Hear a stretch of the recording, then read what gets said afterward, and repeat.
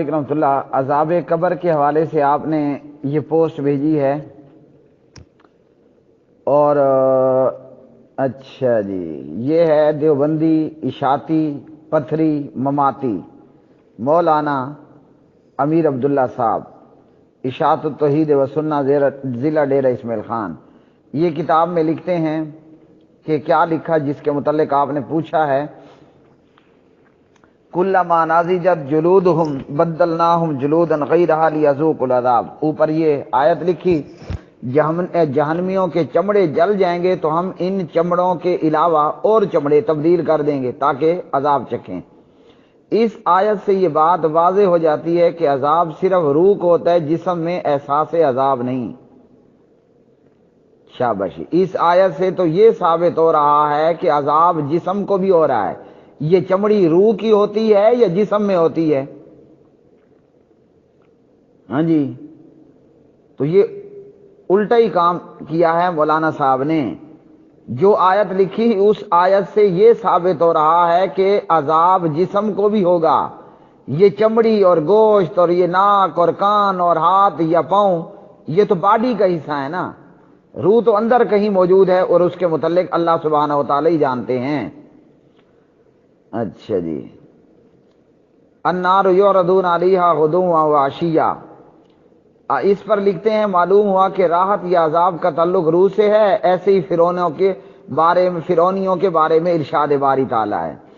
اصل بات یہ ہے، ان مقلدوں کو غلطی یہاں لگی ہے کہ انہوں نے غیب پر ایمان لانے کی بجائے اپنی عقل سے معاملات کو تولنے کی کوشش کی۔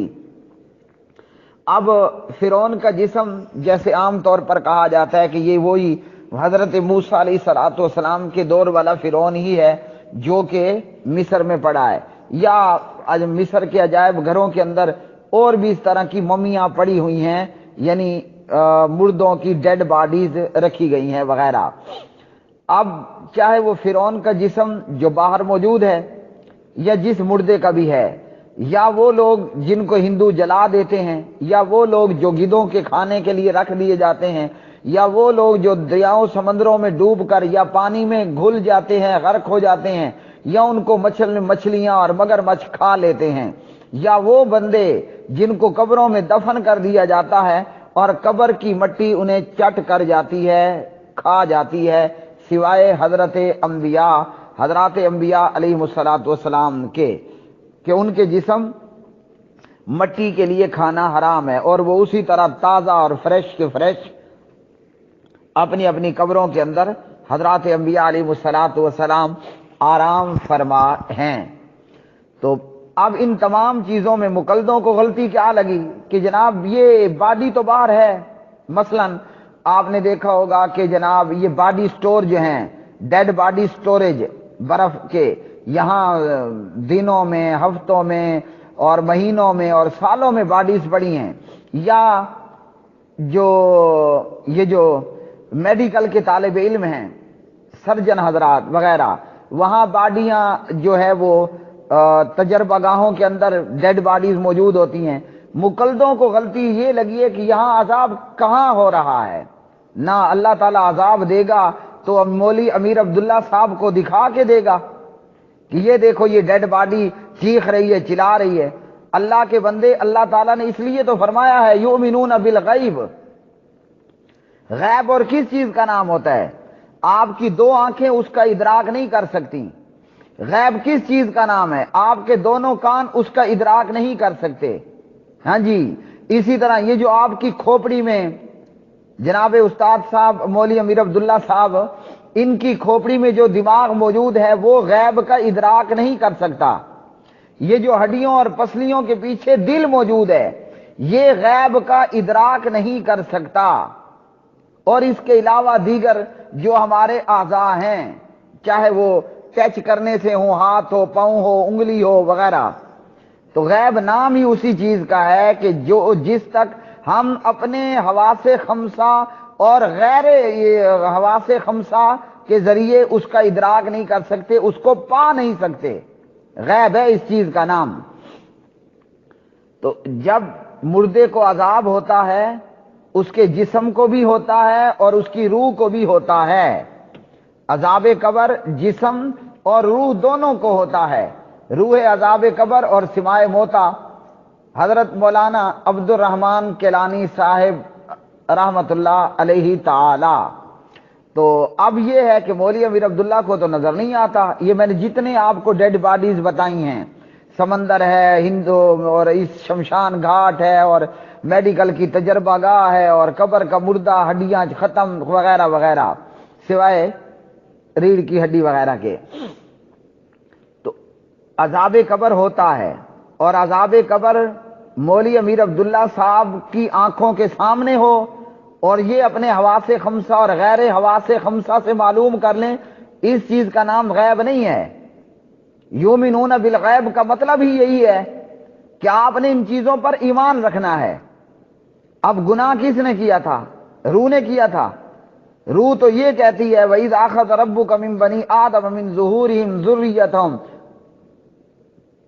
وَأَشْهَدَهُمْ عَلَىٰ أَنفُسِهِمْ أَلَسْتُ بِرَبِّكُمْ قَالُوا بَلَىٰ۔ روح تو مومن اور ایماندار ہے، وہ تو رب کی ربوبیت کا اقرار کر رہی ہے، وہ تو اللہ تعالیٰ کو مان رہی ہے۔ اور رہ گیا جسم، آدم علیہ السلام کے جسم میں جب اللہ نے روح نہیں ڈالی تھی، مجھے بتائیے آدم کی باڈی نے نافرمانی کی تھی؟ کیا خیال ہے؟ جب ابھی ہمارے ابا جی حضرت آدم علیہ السلام کی باڈی سی، صرف اللہ نے جسم بنایا، روح نہیں ڈالی، کیا اس باڈی نے کوئی گناہ کا ارتکاب کیا تھا؟ کوئی نہیں کیا تھا نا۔ یہ گناہ کب ہوا؟ خطا کب ہوئی؟ جب روح اور جسم کا آپس میں ملاپ ہوا۔ ورنہ اگر آپ خالی روح کو دیکھیں تو سبحان اللہ، الست بربکم قالوا بلا، یہ تو مومن اور ایماندار روح ہے۔ اور اگر آپ آدم کے جسم کو دیکھیں تو آدم کا جسم پڑا ہے لمبا، اور اس جسم نے ذرہ برابر بھی اللہ کی نافرمانی نہیں کی۔ جب یہ روح اور جسم کا ملاپ ہوا، وَعَصَىٰ آدَمُ رَبَّهُ، اللہ اللہ اللہ اللہ، قربان جائیں اے قرآن تجھ پر۔ جب روح اور جسم کا ملاپ ہوتا ہے پھر آدم سے اپنے رب کی نافرمانی ہوتی ہے۔ کیا؟ لا تقربا هذه الشجرہ، اللہ نے آدم حوا، اماں جی ابا جی دونوں کو کہہ دیا علیہم السلام اس درخت کے قریب نہیں جانا، لیکن ان سے خطا ہو گئی، ان سے خطا ہوئی اور انہوں نے اللہ تعالیٰ کی نافرمانی کر ڈالی۔ اب عذاب کس کا حق بنتا ہے؟ خالی روح کو؟ یہ زیادتی نہیں ہوگی کہ روح تو کہہ رہی ہے الست بربکم قالوا بلا، اللہ نے پوچھا الست بربکم، انہوں نے کہہ دیا قالوا بلا، کیوں نہیں جناب آپ ہی ہمارے رب ہیں۔ تو خالی روح کو عذاب ہونا یہ زیادتی ہے، خالی جسم کو عذاب ہونا یہ بھی زیادتی ہے۔ اب انصاف کا تقاضا کیا ہے؟ جب دونوں نے مل کر گڑبڑ کی ہے تو عذاب بھی دونوں کو ہی ہونا چاہیے نا۔ رہ گیا ان مقلدین کا معاملہ، یہ غیب کے معاملات کو اور اس طرح کی دیگر چیزوں کو اپنی چھوٹی سی کھوپڑی میں تولنے اور وزن کرنے کی کوشش کرتے ہیں، اس لیے ان سے اتنی بڑی چوک ہوتی ہے کہ یہ عذاب قبر کے ہی منکر ہو جاتے ہیں اور کہتے ہیں وہ اوپر والی جو قبر ہے نا، برزخ والی، روح کو عذاب ہو رہا ہے۔ ایسے لوگوں کے لیے شامت اعمال تب ہوگی جب مولوی امیر عبداللہ صاحب جائے گا نا قبر میں اور فرشتہ کہے گا ہاں بھائی میاں صاحب اٹھو، مولوی صاحب بیٹھ جاؤ۔ جب مولوی صاحب کو فرشتے آ کر بٹھائیں گے اور پوچھیں گے من ربو کا، ما دینو کا، ما تقول فی ھذا الرجل، پھر پتہ چلے گا کہ یہ صرف روح سے پوچھا جا رہا ہے کہ جسم سے بھی پوچھا جا رہا ہے۔ اور اللہ نہ کرے کہ ان کو عذاب ہو، ایمان کے ساتھ توحید کے ساتھ ان کا دنیا سے خاتمہ ہو۔ اگر اللہ نہ کرے ہوا عذاب اور پڑا ڈنڈا، پیارے نبی فرماتے ہیں اگر تمہیں قبر کا عذاب دکھا دیا جائے تو تم مردوں کو دفن کرنا چھوڑ دو۔ لا حول ولا قوت الا باللہ العلی العظیم۔ ابھی بھی موقع ہے، ابھی بھی موقع ہے۔ اور جب اللہ نہ کرے پڑا عذاب قبر میں، کہ جیسے اس سے پہلے میرے استاد محترم اور مولوی امیر عبداللہ صاحب کے ساتھی حضرت جناب مفتی عبدالحکیم صاحب اہل حدیث کو کافر بولتے تھے اور انہی کی طرح عقیدے تھے، تو انہیں تو پتہ چل گیا ہے کہ عذاب قبر جسم روح دونوں کو ہوتا ہے یا نہیں ہوتا۔ تو پیغمبر نے کیا فرمایا، مردوں کو عذاب اگر تمہیں دکھا دیا جائے تو تم مردوں کو دفن کرنا ہی چھوڑ دو۔ تو کس کو چھوڑ دے رہے ہیں؟ جب روح کو عذاب ہی نہیں ہوتا تو دفن کرنے نہ کرنے کا کیا فائدہ؟ یہ جنازہ کس پہ پڑھتے ہیں مولوی امیر عبداللہ صاحب؟ جنازہ آپ روح پہ پڑھتے ہیں کہ جسم پہ پڑھتے ہیں؟ جب روح ہی کا معاملہ ہے، جسم چھٹی کر گیا تو پرے پھینکے اس کو کہیں روڑی پر۔ اگر روح ہی کو عذاب ہوتا ہے تو مولوی امیر عبداللہ صاحب جب فوت ہوں انہیں قبر میں دفن کرنے اور جنازہ پڑھنے کی بجائے ریڈیو اسٹیشن کے جنگلوں میں پھینک دیا جائے، پھر صحیح ختم۔ جب سارا معاملہ روح کا ہی ہے تو اس جسم کے ساتھ یہ معاملہ کیوں؟ جنازہ روح پہ ہوتا ہے یا جسم پہ ہوتا ہے؟ آگے آپ نے روح رکھی ہوتی ہے کہ جسم رکھا ہوتا ہے؟ اگر معاملہ مرنے کے بعد صرف روح کا ہے تو یہ جنازے کو غسل کیوں دیا جائے گا؟ مولوی امیر عبداللہ صاحب استاد جی کے جنازے کو غسل، میت کو غسل کیوں دیا جائے گا؟ یہ تو بیکار ہے، بس اس کا تو کھاتا ہی ختم ہے، غسل بھی نہیں دینا چاہیے۔ جناب استاد صاحب مولوی امیر عبداللہ صاحب کے کو کفن کیوں پہنایا جائے گا؟ وہ جب روح کا معاملہ ہے تو پرے کرو کفن، جب روح کا معاملہ ہے تو استاد جی مولوی امیر عبداللہ صاحب کو قبر میں کیوں دفن کرنا؟ ریڈیو اسٹیشن کے آس پاس کہیں ان کو پھینک دیں، یا ساتھ میں ایک چھوٹی سی مولوی امیر عبداللہ صاحب کے مدرسے کے قریب سے ایک چھوٹی سی نہر بھی گزرتی ہے، اس نہر میں ہی پھینک دو، جسم تو ختم، بیکار ہو گیا۔ تو جو آیتیں انہوں نے لکھی ہیں نا، کلما نضجت النار یعرضون علیہا، یہ آیتیں خود ان مقلدوں کے خلاف ہیں۔ یہ چمڑی روح کی ہے یا جسم کی ہے؟ تو اس لیے عذاب روح اور جسم دونوں کو ہوگا۔ اب معاملہ یہ ہے کہ استاد جی مولوی امیر عبداللہ صاحب فرماتے ہیں ہمیں تو نظر نہیں آ رہا کہ فرعون کو عذاب ہو رہا ہو، جنہیں آگ میں جلا دیا جائے، جو دریا میں ڈوب جائیں، ہمارے سامنے جو اس کے اندر برف خانے کے اندر کول سٹوریج کے اندر جو مردہ ہے وہ تو آرام سے پڑا ہے، ہمارے سامنے تو مفتی عبدالحکیم صاحب آرام سے پڑے تھے، نہ وہ رو رہے تھے نہ وہ چیخ رہے تھے، تو عذاب جسم کو تو نہیں ہوتا۔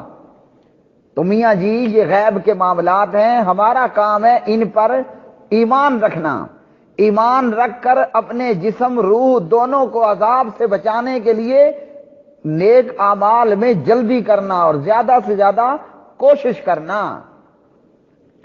ان مقلدین بھائیوں کو غلطی یہاں سے لگتی ہے کہ یہ غیب کے معاملات کو اور اس طرح کی دیگر چیزوں کو اپنی عقل پہ تولنے بیٹھ جاتے ہیں، حالانکہ اسلام کو عقل کے تابع نہیں کرنا، عقل کو شریعت مطہرہ کے تابع کرنا ہے۔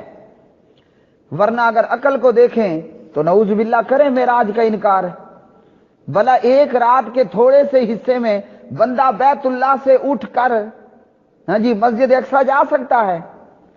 میں پوچھتا ہوں کیا اس وقت میں کوئی پی اے اے چلا کرتا تھا یا گلف ایئر لائن تھی یا سعودیہ ایئر لائن تھی یا کوئی جناب غوری اور غزنوی میزائل تھے نبی علیہ السلام کے پاس، یا پیارے نبی کے پاس کوئی خلائی شٹل تھی؟ استاد جی کیا تھا ان کے پاس؟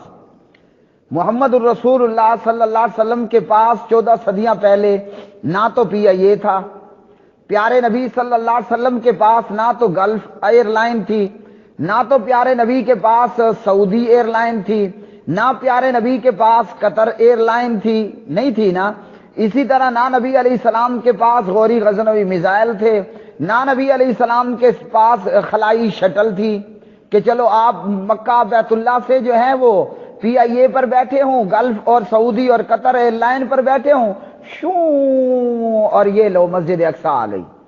کرو نا انکار، تولو اپنی عقل پر، جو عقل پر تولے گا وہ معراج کا انکار کرے گا، جو عقل کو شریعت کے تابع کر کے اسلام پہ تولے گا وہ کہے گا آمنا وصدقنا۔ مکہ کے کافروں مشرکوں ابو جہل اینڈ کمپنی نے کیا کیا؟ انہوں نے عقل پہ تولا، او جی نہ پی آئی اے، نہ گلف ایئر لائن، نہ قطر ایئر لائن، نہ کوئی اور ایئر لائن، اور یہ بندہ ایک رات کے تھوڑے سے حصے میں مکہ بیت اللہ سے اٹھتا ہے، مسجد اقصی پہنچتا ہے بیت المقدس میں۔ اچھا بس اتنا نہیں، آگے سنیے، وہاں سے یہ پرواز پکڑتا ہے، 7ویں آسمان تک پہنچتا ہے، بس اتنا نہیں آگے، عند سدرۃ المنتہی عندہا جنت المأوی اذ یغشی السدرۃ ما یغشی ما زاغ البصر وما طغی لقد رأى من آیات ربہ الکبریٰ۔ سبحان اللہ۔ ابو جہل نے کیا کیا؟ عقل پہ تولا، اس نے کہا جھوٹ۔ مکہ کے کافروں مشرکوں نے کیا کہا؟ جھوٹ۔ کیوں؟ وہ اپنی عقل پہ تول رہے تھے، جیسے آج مقلدین اور یہ مولوی امیر عبداللہ صاحب کہ جناب جسم کو عذاب نہیں ہوتا، یہ کیوں انکار کرتے ہیں کہ ان کی عقل میں یہ نہیں آتی نا بات۔ یہ مردہ تو ہر جگہ سامنے پڑا ہے، مردہ تو نہ چیخ رہا ہے نہ چلا رہا ہے، نہ گرم ہے نہ ٹھنڈا ہے، ہیں جی؟ عذاب کیسے ہوتا ہے؟ اگر عقل پہ لیں گے تو کوئی نہیں ہوتا، اگر شریعت پر آمنا صدقنا کہیں گے تو ہوتا ہے۔ ابو جہل اینڈ کمپنی نے معراج کا انکار کیا، اسراء کا انکار کیا، کیوں؟ عقل پہ تولا۔ اور سبحان اللہ سبحان اللہ سبحان اللہ، خلیفہ اول، خلیفہ بلا فصل، امام برحق ابو بکر صدیق رضی اللہ تعالی عنہ اور مسلمانوں نے کیا کیا؟ انہوں نے عقل کو شریعت کے تابع کر دیا اور کہا آمنا وصدقنا، آمنا وصدقنا۔ انہوں نے مان لیا کہ جی جو نبی فرما رہے ہیں سچ فرما رہے ہیں، عقل میں یہ بات نہیں آتی۔ حالانکہ ابو بکر کے دماغ میں دور دور تک یہ نقشہ نہیں تھا کہ کوئی پیا یہ بھی ہوگا، جی کوئی سعودی قطر گلف ایئر لائن بھی ہوگی، نہیں تھا نا، صرف ایمان کا تقاضا تھا کہ مان لو۔ یہ بھی ایمان کا تقاضا ہے کہ جسم اور روح دونوں کو عذاب ہوتا ہے، ہاں جی، کس کو؟ جسم اور روح دونوں کو عذاب ہوتا ہے۔ یہ کیا ہے؟ صحیح بخاری کتاب الجنائز، مسند احمد کتاب الجنائز، ابو داود کتاب الجنائز، دیگر احادیث کی کتابوں میں صحیح روایات۔ مردہ قبر میں بٹھا دیا جاتا ہے، مردہ جاتے ہوں کی جوتیوں کی آواز سنتا ہے۔ کون بتا رہا ہے؟ بخاری بتا رہی ہے۔ اسی طرح مردے سے سوال اور جواب ہوتے ہیں، اسی طرح مردے کو جنت جہنم کی ونڈو کھول کے جنت جہنم دکھائی جاتی ہے، اسی طرح مردہ چیختا ہے، چلاتا ہے۔ انسان اور جن کے علاوہ قریب کے جانور اس عذاب پر اطلاع پاتے ہیں۔ تو اس کا ایک ہی چارہ ہے کہ ہم کہیں کہ جی ہاں عذاب قبر برحق ہے، اور کیسے ہوتا ہے یہ اللہ کا کام ہے۔ روح کو کیسے ہوتا ہے، جسم کو کیسے ہوتا ہے، وہ اللہ کا کام ہے، وہ ہے دوسری دنیا، وہ ہے ہی دوسری دنیا، ہمیں کیا پتا کہ وہاں کیا ہوتا ہے۔ تو جب وہ دوسری دنیا ہے، ایک اور دنیا ہے، ایک اور عالم ہے، ہمیں اللہ کے نبی نے بتا دیا، تو پھر کیا کرنا ہوگا؟ پھر ایمان لائے بغیر کوئی چارہ نہیں ہوگا۔ اور اگر یوں مقلدوں کی طرح چونکہ چنانچہ یعنی البتے کیے تو دماغی خرابی کی حالت یہ ہوگی کہ جو آیتیں لکھی وہ آیتیں خود انہی مقلدوں کے خلاف پڑتی ہیں وغیرہ۔ اللہ تعالی حق سچ جاننے، سیکھنے، سکھانے، پڑھنے، پڑھانے، پھیلانے اور اس پر عمل پیرا ہونے کی توفیق عطا فرمائے۔ میں دعا کرتا ہوں کہ اللہ تعالیٰ استاد جی مولوی امیر عبداللہ صاحب کو ہدایت عطا فرمائے، انہیں تقلید کی پرخار و بدبودار و پرتعفن راہ کو چھوڑ کر کتاب و سنت کی صاف و شفاف اور منور راہ کو اختیار کرنے کی توفیق عطا فرمائے، تاکہ یہ دنیا میں بھی کامیاب ہوں، آخرت کے اندر بھی یہ کامیاب و کامران ہوں۔